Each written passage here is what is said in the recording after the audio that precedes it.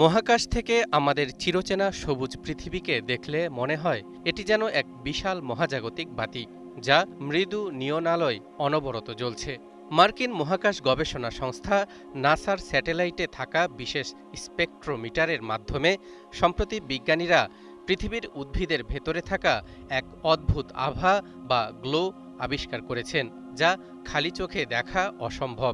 একে বলা হয় ক্লোরোফিল ফ্লুরোসেন্স। কিন্তু আরও অবিশ্বাস্য বিষয় হল, আপনার রান্নাঘরে থাকা কাঁচের বোতলের অলিভ অয়েল বা জয়তুনের তেলও ঠিক একইভাবে মহাজাগতিক নিয়ন আলো ছড়ায়, যা হুবহু মহাকাশ থেকে দেখা পৃথিবীর এই আভার মতো। আজ থেকে প্রায় ১৫০০ বছর আগে, যখন কোয়ান্টাম ফিজিক্সের ক অক্ষরও কেউ জানত না, তখন পবিত্র কোরআনের একটি আয়াতে এই দুটি বিষয়ের আলো ছড়ানোর প্রক্রিয়াকে একসাথে মিলিয়ে এক অলৌকিক বৈজ্ঞানিক ইঙ্গিত দেওয়া হয়েছিল।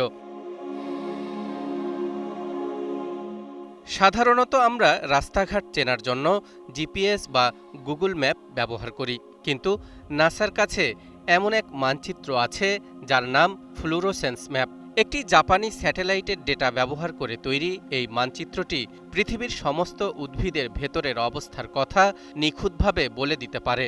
নাসার বিজ্ঞানী এলিজাবেথ মিডলটন এবং জোয়ানা জয়নার বলেন, উদ্ভিদের পাতায় যখন অতিরিক্ত সূর্যের আলো পড়ে, তখন ক্লোরোফিল সেই শক্তিকে রূপান্তরিত করে এক ধরনের অদৃশ্য আলো হিসেবে বায়ুমণ্ডলে ছেড়ে দেয়। আমাদের চোখ এই আলো দেখার জন্য যথেষ্ট সংবেদনশীল নয়, কিন্তু স্যাটেলাইটের বৈজ্ঞানিক যন্ত্রপাতিতে ধরা পড়া এই আভা দেখে বিজ্ঞানীরা গাছের পাতা হলুদ বা বাদামি হওয়ার আগেই বুঝতে পারেন গাছটি কোনো পরিবেশগত চাপে বা সংকটে আছে কিনা।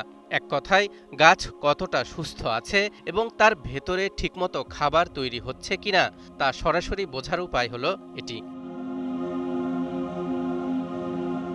এখন প্রশ্ন আসতে পারে, এই মহাজাগতিক আভার সাথে অলিভ অয়েল বা জয়তুন তেলের কি সম্পর্ক?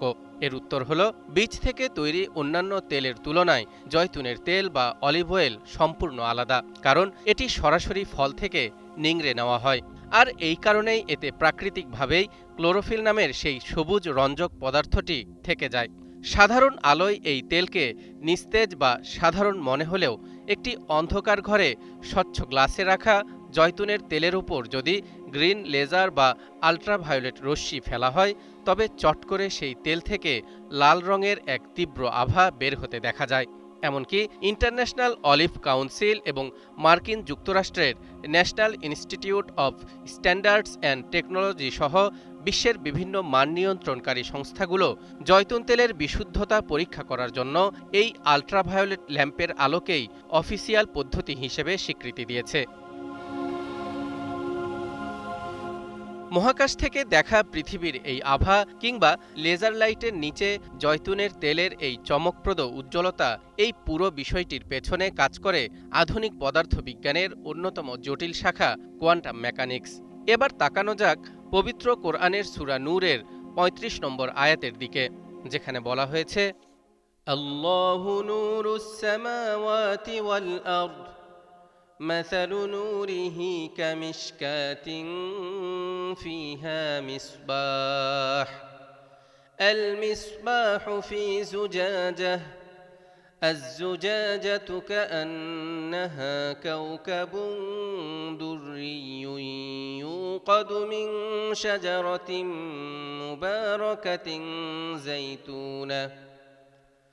مباركة زيتونة لا شرقية ولا غربية يكاد زيتها يضيء ولو لم تمسسه نار نور على نور يهدي الله لنوره من يشاء ويضرب الله الأمثال للناس والله بكل شيء عليم। আল্লাহ নভমণ্ডল ও ভূমণ্ডলের জ্যোতি। তাঁর জ্যোতির উপমা যেন একটি দীপাধার, যাতে রয়েছে একটি প্রদীপ। প্রদীপটি একটি কাঁচের পাত্রে স্থাপিত। কাঁচের পাত্রটি যেন একটি উজ্জ্বল নক্ষত্র বা গ্রহ। এটি প্রজ্বলিত হয় বরকতময় জয়তুন বৃক্ষের তেল দ্বারা, যা পূর্বমুখীও নয় এবং পশ্চিমমুখীও নয়।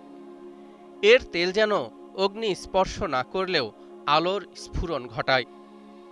আলোর উপর আলো। আল্লাহ যাকে ইচ্ছা পথ নির্দেশ করেন তার আলোর দিকে। আল্লাহ মানুষের জন্য উপমা দিয়ে থাকেন এবং আল্লাহ সর্ববিষয়ে অধিক জ্ঞাত।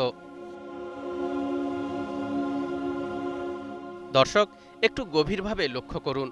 বিজ্ঞানের পরিভাষায় গ্রহ বা নক্ষত্রের নিজস্ব কোনো আলো নেই, তারা সূর্যের আলো প্রতিফলিত করে। আবার জয়তুনের তেলও সাধারণ আলোয় নিজে থেকে জ্বলে ওঠে না, কিন্তু কোরআন বলছে তারা উভয়েই একইভাবে উজ্জ্বল হয়ে ওঠে এবং তেলটি আগুন না লাগিয়েও নিজে থেকেই আলো ছড়াতে সক্ষম। আজ আধুনিক বিজ্ঞান প্রমাণ করেছে ফ্লুরোসেন্স প্রক্রিয়ায় সত্যিই আগুন ছাড়াই আলো উৎপন্ন হয়।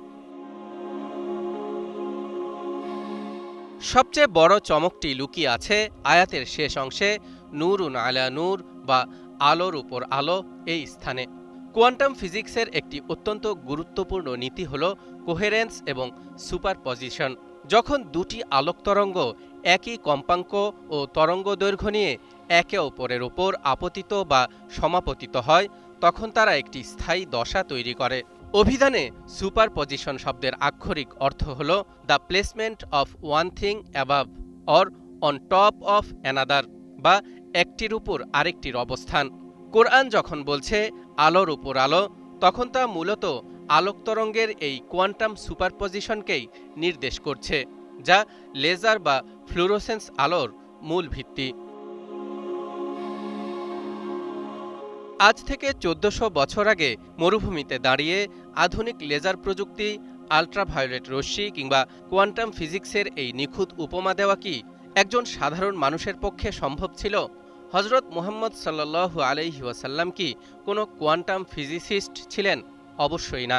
এই নিখুঁত উপমা এবং বৈজ্ঞানিক সত্যের একমাত্র ব্যাখ্যা একটাই, এটি কোনো মানুষের কথা নয়, বরং এটি স্বয়ং মহাবিশ্বের স্রষ্টা ও মহান আল্লাহ তাআলার পক্ষ থেকে আসা এক অলৌকিক ঐশী বাণী বা ওহী। তালহা ইবনে রেজা, নিউজ 24।